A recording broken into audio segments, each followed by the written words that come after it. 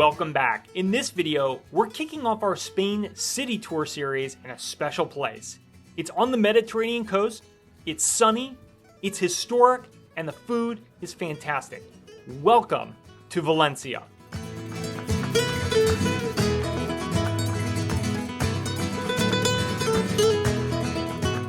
Consistently ranked as one of the best places to visit, this is Spain's third largest city. And if you haven't considered visiting or you want to visit again, we'll show you what this city has to offer. From some must-see spots to some lesser-known activities. Stay tuned as we cover 6 things you have to check out on your next visit. Plus, we'll share some helpful insider tips that will take some of the stress out of planning your visit. Vámonos as we head to Valencia.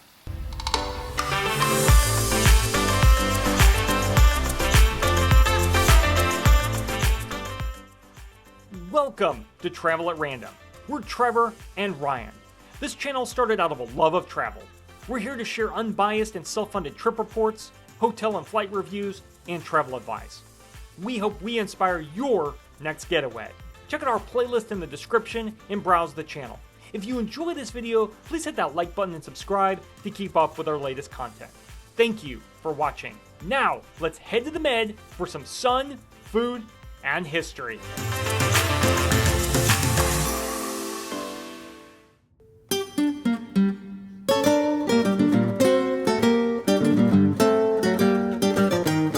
Valencia is on the east coast of Spain, about a 2-hour high-speed train ride from Madrid.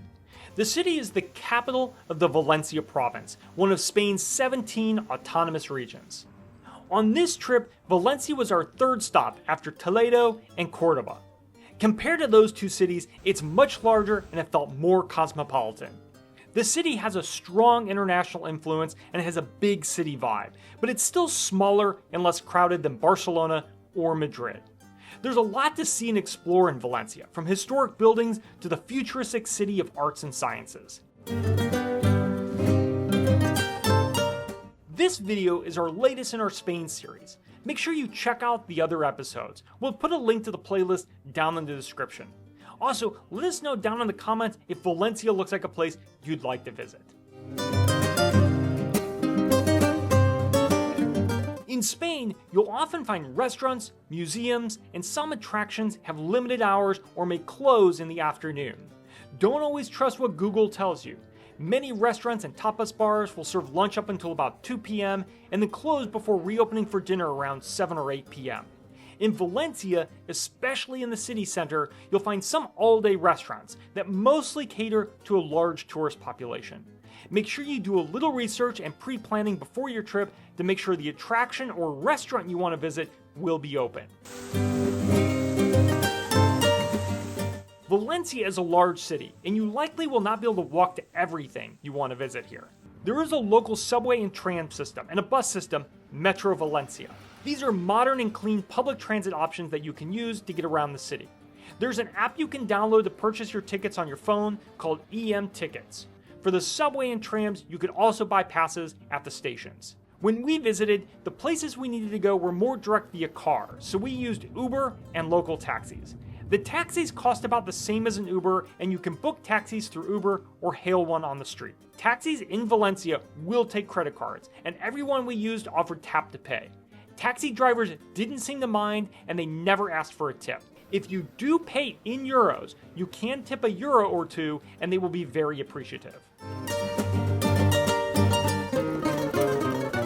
If you're arriving in Valencia by train, pay attention to which station you're arriving into. Most high-speed trains go into the Joaquín Sorolla station, while next to Valencia Norte, they are not the same. And if you're taking a taxi, make sure they drop you off at the correct station. All right, on to the first stop on our list.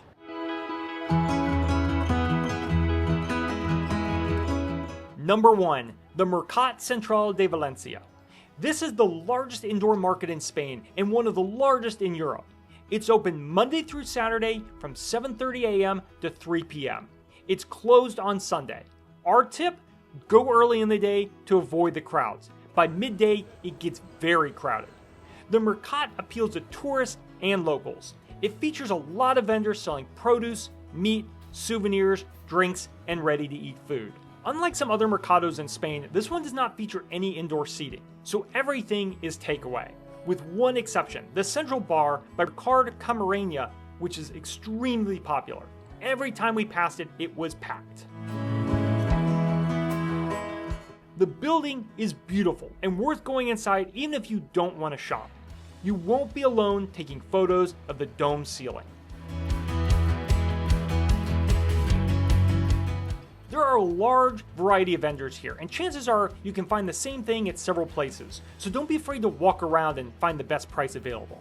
Next up, we're visiting another Mercat. Number 2, Mercat Colon. For a less crowded experience, check out the Mercat Colon. This open-air market is located east of the Old City in a shopping district. This market mostly features casual all-day dining restaurants serving up Spanish food and other cuisines. This is a great spot to try horchata and a fartón or some paella. On the lower level, you'll find a market selling fresh meats, seafood, and produce. We stopped in for a snack. Valencia is known for its horchata, but if you're familiar with horchata from Mexico or Central America, this one is different. Instead of rice milk, this Spanish version is made from tiger nut, also called chufas. You may also see signs advertising horchata with an X instead of an H. Some places will serve it unsweetened and then provide sweetener so you can customize it just like you would tea or coffee. In Valencia, it's traditional to enjoy a fartón with your horchata. Despite its funny name, this is a long sugary pastry similar to a donut. You'll see them all over town, and you dip them in your horchata. Next stop, the Old City.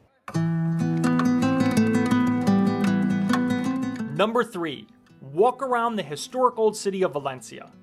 Valencia has many modern aspects and a broad international influence. However, if you step out and walk around the historic area, you will still find it has many small alleyways that hide restaurants, shops, and beautiful historic buildings. And lots of tourists. Take some time to wander and get lost exploring. La Lonja is located in front of the Mercat Central. It was built in the 15th century and housed the silk exchange for the city. It's free to go in on Sundays and €2 other days. The Court and Serrano Towers are two of the original gates to the Old City.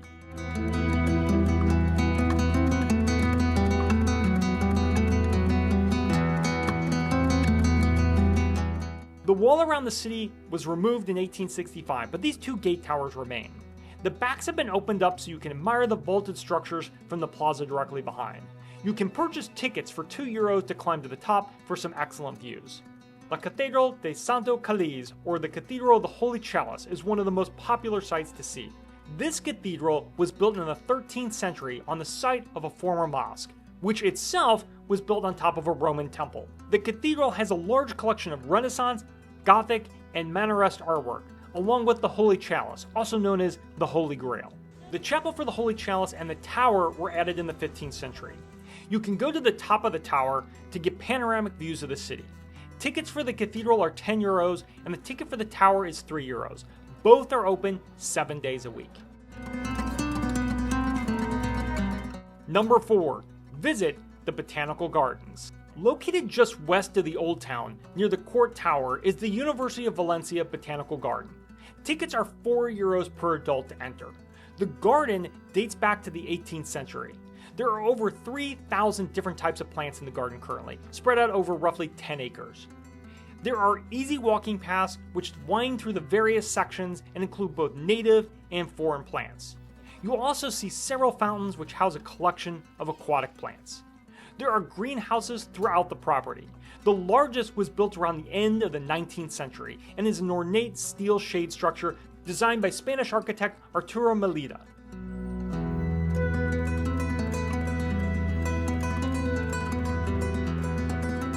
Smaller greenhouses are scattered throughout the property and focus on specific types of plants. There were greenhouses for cacti, ferns and other tropical plants, palm trees, and even carnivorous plants. This is a nice, relaxing alternative and a great option if you like to walk around or even take a seat and enjoy some peace and quiet.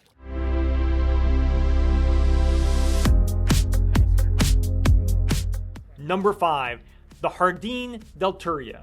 Keeping up with the green theme, if you want to get in your steps or go for a jog or just explore on foot, head over to the Jardin del Turia. This massive park stretches 9 kilometers through Valencia, and it's on the former site of the Turia River, which was redirected south of the city after a massive flood in 1957.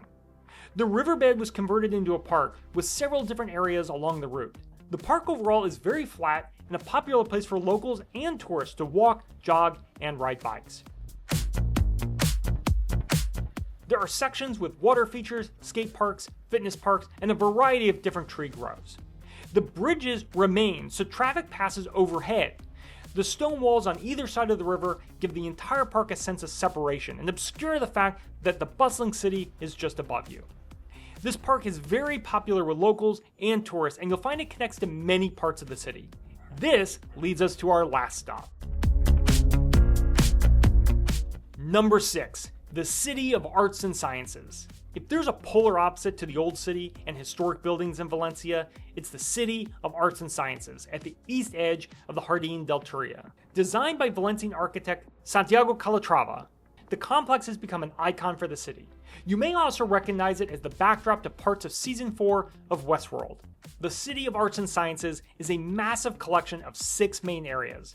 The buildings are a modern marvel and stunning, and are worth walking around even if you don't go inside any of the venues. The entire area is spread over more than a kilometer, so it takes a little bit of time to walk around. So you can easily spend half or a full day in this area.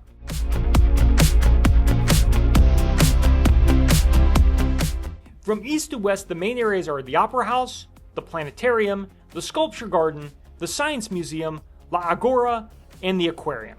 The Science Museum, which resembles a skeleton, was just over €7 a person when we went. There's a self-service kiosk you can use to purchase tickets on site just inside the entrance on either side of the building. You can also purchase tickets directly on their website and use your phone to get in.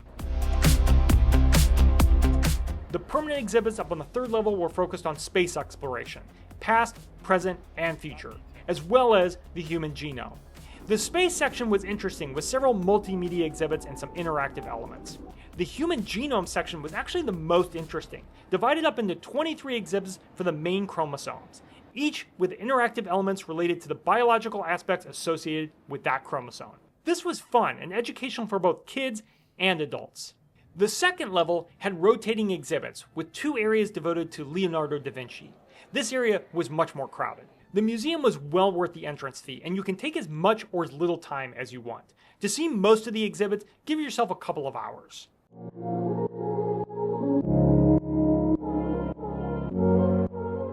Next to the Science Museum and in the center of the complex is the Hemispheric, which houses an IMAX theater and planetarium. It features a rotating mix of films. You can buy tickets in their lobby. There's also a cafe off the lobby. The City of Arts and Sciences also features 2 performance venues, although we didn't attend any shows, but you can look at their website for ticket information. The Umbaracle is a large, open-access garden where you can stroll around and view typical Mediterranean plants and contemporary sculptures. On the day we visited, this area wasn't open. At the far end is the Oceanographic, which is Europe's largest aquarium. It features 7 different marine environments and 500 different species, including dolphins, belugas, sea lions, seals, penguins, and sharks. As we mentioned, the City of Arts and Sciences can be a full day or just a few hours of exploring. We're working on a separate Spain food tour video. There's just too much to include here, but we did want to point out a few items to look out for while in Valencia. Valencia is home to Spanish paella and fideuà. Paella is a short grain rice dish simmered together with vegetables, meat, and seafood. Fideuà is a noodle version. You must try paella in Valencia, and you'll find most places will serve a traditional style with chicken and rabbit, a seafood version, and a vegetarian version. We mentioned earlier the pastries and horchata. Spanish horchata differs from Mexico and Latin America and is made with tiger nut. Spaniards love a good glass of vermouth. You'll see vermouth served at many bars and restaurants. Ask for a recommendation and enjoy. It's often served in a small glass and on ice. It's actually quite refreshing. We thought it kind of tasted like American-style iced tea. And speaking of drinks, it's hard to avoid Valencia's namesake cocktail, Agua de Valencia. This concoction is a mix of cava, gin, vodka, and orange juice. We tried a couple of versions, including a fancy one at the popular Café Madrid, as well as a canned version sold in the Mercat Central. If you like a screwdriver with bubbles, you will probably like this cocktail. That's our brief overview of Valencia, Spain. There are many more museums and attractions to visit, but we wanted to focus on a few of the big items. Also, we wanted to give a mention to the beach. Valencia is right on the Med, and there are many public beaches. If you want a break from exploring, you can take a beach day. You'll find many restaurants and bars down by the shore, and a mix of tourists and locals enjoying the sun and sand. If you're planning a visit, here are some of our top tips. Exploring can be exhausting. Make sure you stay hydrated. Buy water from convenience stores. You'll see them all over the city, and they are much cheaper than buying a bottle from a tourist trap. For example, you'll see Carrefour Express shops, and you can buy a 1.5 liter of water for less than €1. Tips are not expected in Spain, and the same goes for Valencia. If the staff ask for a tip, especially when paying by credit card, you're in a tourist spot. We encountered this at one restaurant in the historic city center, and it caught us off guard. Nowhere else in Spain did any restaurant ask for a tip when paying a bill. Of course, if you experience good service, you can always leave a couple of euro coins or round up if you're paying in cash. Pay attention to restaurant hours. Also, even if a place is open, they might not be serving food. Some restaurants will advertise an all-day kitchen, while others will be open for drinks, but not food. We hope you enjoyed this quick look at Valencia. Spain is a fantastic country to visit and explore. Over the next couple of months, we'll have more videos from Toledo and Cordoba, as well as a video dedicated to eating our way across Spain. Thank you for making it to the end of the video. Please hit that thumbs up and subscribe to stay up to date on our latest releases. Both of these things really help out the channel. It's also a good way to know when we release the rest of the videos in our Spain series. Thank you for watching. We'll see you on the next adventure.